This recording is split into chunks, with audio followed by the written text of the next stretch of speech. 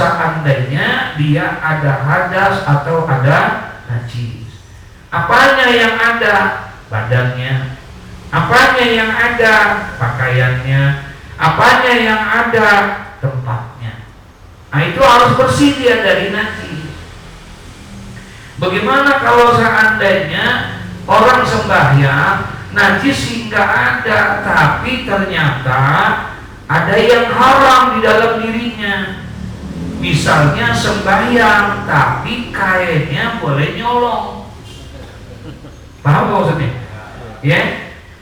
Orang sembahyang tapi kainnya boleh nyolong. Atau orang sembahyang beli baju tapi beli bajunya pakai duit yang haram. Habis main judi beli pakai baju koko buat apa? Sembahyang. Kira-kira sembahyangnya sah atau tidak? Hah? Sah tidak? Enggak, kainnya kan boleh nyolong. Hah? Kan kainnya boleh nyolong. Main sah-sah aja. Hah? Nah, di sini kalau kainnya boleh nyolong, ya, berarti kainnya itu haram. Tapi ada najisnya kan? Apabila dia sembahyangnya benar, rukunnya benar, pahami? Kemudian syarat sahnya benar, sembahyangnya benar, walaupun pakai kainnya boleh nyolong, itu insya Allah sah. Kalau bicara apa? Sah. Kalau bicara sahnya, insya Allah sah. Tapi pertanyaannya, diterima apa kagak sembahyangnya? Ini yang jadi masalah. Kata Nabi dalam satu hadis, man istara sauban bi asarati darahima wa minha dirhamun minal harami. Kata Nabi Muhammad, barang siapa yang membeli baju untuk sholat, harganya 10 dirham. Beli baju buat sholat, harganya 10 dirham. Wa minha dirhamun minal harami. Tapi ternyata dari uang yang 10 dirham itu ada 1 dirham uangnya uang apa? Haram. Maka tidak diterimalah sholatnya. Padahal duitnya 10 dirham, 9 dirham halal. Yang haram 1 dirham, tetap tidak diterima. Tapi kalau bicara sah, Masya Allah. Nah, bersihin itu semua, itu syarat daripada sah sembahyang. Bersihin pakaiannya, bersihin tempatnya, bersihin badannya. Kalau udah bersih, yang kedua langkahnya apa? Wa min satril aurati min asurati ila rukbah. Dan menutup aurat. Syarat sah sembahyang menutup aurat. Ya, minasura ila rukbah. Tuh, buat laki-laki tutupin auratnya dari pusar sampai apa? Lutut. Dan kalau udah ketutup itu sah sembahyangnya. Kalau udah itu sah sembahyangnya. Ada orang sembahyang pakai kaos, pakai celana Hawaii, sah. Karena udah nutupin apa? Aurat. Pakai kaos singlet, pakai training, sah sembahyangnya. Sah sembahyangnya. Kenapa? Nutupin aurat. Kalau bicara sah. Tapi kalau bicara ada, ini nggak pantas. Paham maksudnya? Kalau bicara sah sih sah. Boleh aja kita sembahyang seperti itu. Yang penting menutupin aurat. Tapi ada kita, nggak boleh kita, nggak pantas kita berhadapan dengan Allah dengan pakaian yang seperti itu. Allah nggak suruh pakai pakaian yang mahal. Allah nggak suruh beli pakaian yang baru. Kata Allah yang rapi, yang pantas. Masa dipanggil Pak Lurah pakai batik? Dipanggil sama Allah suruh sembahyang pakai apa? Pakai kaos. Udah gitu kaosnya ada tulisannya lagi, kopi kapal api. Ya, hati Allah. Astagfirullahaladzim. Jangan. Dan kita nih diajarin, kalau kita udah ngaji, bedain antara orang yang ngaji sama orang yang nggak ngaji. Kalau dia nggak ngaji pakai begitu, pantas nggak? Pantas nggak? Pantas. Kalau kita jangan, udah tahu ada adabnya. Sembahyanglah dengan yang baik, sembahyang dengan yang baik, dengan pakaian yang baik, di tempat yang baik. Ini kita disuruhnya seperti itu. Ini adab namanya, ya. Terus gimana ya Ustadz yang kemarin-kemarin kan kagak tahu namanya, ya gitu. Insya Allah dimaaf, insya Allah. Nah, berubah kita ini. Makanya ini kitab namanya Bidayatul Hidayah. Buat orang-orang yang dapatkan hidayah, ayo rubah sedikit-sedikit, pelan-pelan kita bikin. Jangan maksain semuanya, pelan-pelan aja dulu. Dari apa? Ya saya dari hal yang kecil begini. Jangan kita mau hijrah, mau berubah total. Yang kita nggak bisa kita jalani. Masya Allah, tahajud, hafal Quran, jangan dulu, lebay. Jangan begitu, yang mampunya dulu kita, pelan-pelan. Tuh ada beras 100 kilo, pindahin itu beras. Kalau kita angkat maksain, kuat gak? Kuat gak? Kuat, tapi langsung encok.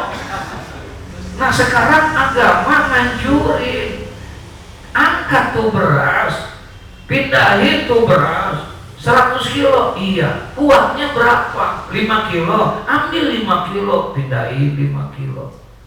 Pindahin lagi 5 kilo. Pindahin lagi 5 kilo. Paham nih? Lama-lama habis. Begitulah Islam. Ad-dinu yusrun. Agama itu mudah, tapi jangan dianggap mudah. Mudah, nggak berat agama itu. Nah, bisa jalani.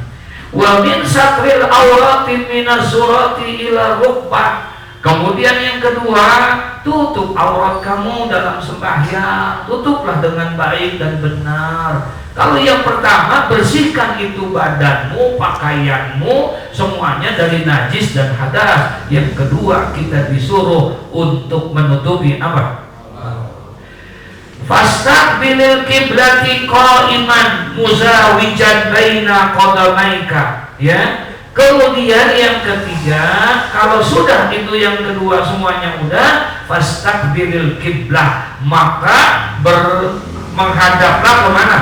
Ke kiblat. Masya Allah. Dengan cara bagaimana? Qa'iman muzawijan, sambil berdiri dengan kita menyertakan baina qadaimaka, yaitu antara dua telapak kaki kamu, bihaitsu la tadammuhuma, sekiranya tidak mengumpulkan pada keduanya. Tuh, diri kita dengan tegak, diri dengan kita dengan baik. Semana dirinya kita, bagaimana dirinya yang enak tuh yang kayak apa? Paham kan maksudnya? Yang nyaman kita dirinya. Jangan memaksakan diri. Ada orang sampai ngangkangnya bukan main. Ada nggak gitu kira-kira? Hah? Ada orang kita ngelihatnya aja udah pegel, ngelihatnya aja udah apa? Udah pegel kita. Enggak, Islam tuh qa'iman muzawwijan baina qadamaika. Dirinya itu dengan diri yang penuh dengan ketenangan. Ini kita apa? Masya Allah, harus banget keinjek kaki orang, ya. Jangan, bukan itu. Ini sampai keinjek. Udah begitu yang sebelah kakinya cantengan. Ya ilaha illallah. Akhirnya berantem jadinya kita. Jangan. Nah, dirinya qa'iman muzawwijan baina qadaimaka bihaitsu la tadammuhuma. Sepaling kurang itu dua ini ya. Tuh, ya. Atau bisa masuknya anak kambing kalau dalam bahasa fikih mah. Asal di sana jangan sampai pede banget gitu, ya. Masya Allah. Nah, fastaqbil qiblata, ngadep kiblat. Buat siapa? Emang ada. Jadi syarat sah sembahyang, pertama bersih dari hadas dan najis, yang kedua menutupi aurat, yang ketiga menghadap. Jadi kalau begitu, kalau sembahyang tidak menghadap kiblat, sah atau tidak? Sah atau tidak? Sah. Ada sembahyang tertentu yang tidak menghadap kiblat. Ada. Ya. Kapan? Ketika lagi kita sembahyang pertama fisid datil sholat, yaitu fisid datil khawf, di dalam keadaan perang. Di dalam keadaan perang diperbolehkan kita sembahyang tidak menghadap kiblat. Kiblat kita ke sono, sembahyang kita ke sono, madhab kiblat, musuh di belakang. Kira-kira bagaimana?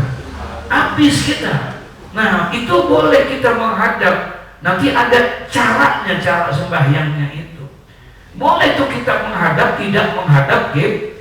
Yang kedua, dalam keadaan musafir, dalam keadaan perjalanan, bisa jadi di kendaraan, lagi naik pesawat kita pengen sembahyang ihtiroman lil waktu, menghormati waktu. Nah sekarang kita nggak tahu nih madhab kiblatnya. Naik kereta, ternyata bukan mengarah kiblat, kita pengen sembahyang di situ. Bagaimana caranya? Bilang sama masinis, mas, kiblat, mau sembahyang. Pesawat kita suruh puter, begitu enggak? Jadi ada waktu-waktu tertentu dan orang-orang tertentu yang diperbolehkan sembahyang tidak menghadap apa? Kiblat. Tapi dalam keadaan normal, buat orang yang normal, syarat sah sholat itu harus apa? Menghadap kiblat. Kalau kita dalam keadaan normal nggak boleh begitu. Paham maksudnya? Ini dalam keadaan tidak normal, dalam keadaan darurat. Kemudian wastawi qa'iman, dan tegakkanlah berdirimu, dirinya tegak, jangan bayang. Malah kata Imam Ghazali jadi makruh. Diri itu sembahyang mesti benar, ya. Maaf nih. Jadi kalau kita sembahyang diri tegak. Ini diri tegak. Semuanya kaki kita begini, madhab kiblat. Semuanya madhab kiblat, kecuali mata kita. Ini semua madhab kiblat, diri tegak. Ya. Ini kata Imam Ghazali dalamnya, ini makruh nih. Ini kaki kalau diginiin makruh. Sembahyang, saya sisa makruh. Angkat tangan, taruh tangan sunnah saja. Mau begini nggak apa-apa. Yang nggak boleh kata Imam Nawawi, makruh hukumnya kalau sembahyang begini. Dia dalam Riyadhul Badi'ah nggak boleh, makruh. Tapi kalau begini nggak, Imam Malik begini. Jadi jangan heran kalau ada orang yang sembahyang tidak mengangkat apa? Tangan. Karena mengangkat tangan dalam sembahyang hukumnya sunnah. Yang wajib takbiratul ihramnya, Allahu Akbar, itu wajib. Tapi ngangkat tangannya sunnah. Ya, ngangkat tangannya sunnah. Nah, wastawi qa'iman, maka kalau kamu sudah siap, udah bersih badanmu, pakaianmu dari najis dan hadas, udah menutupi aurat, sudah menghadap kiblat, sudah tegak dirimu, qa'iman, wastawi qa'iman, sudah benar berdiri kamu, udah tegak diri kamu. Apa yang mau kamu lakukan? Ini udah sembahyang belum? Udah sembahyang belum? Belum. Ini lagi diajarin adabnya.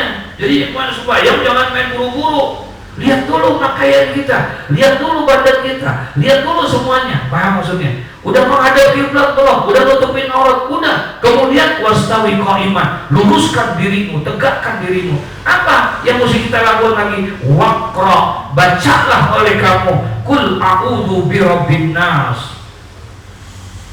Padahal udah sembahyang belum? Belum. Itu belum sembahyang. Sebelum sembahyang, ketika kamu sudah berdiri dengan siap, dengan tegak, maka bacalah oleh kamu Qul a'udzu birabbin nas. Untuk apa? Tahassunan biha minas syaitonir rajim, supaya kamu menjaga diri daripada gangguan setan. Tuh. Baca Qul a'udzu birabbin nas, ayat yang diajarkan oleh Nabi untuk menghalangi diri kita dari gangguan-gangguan setan. Itu Qul a'udzu birabbin nas, tajam tuh Pak.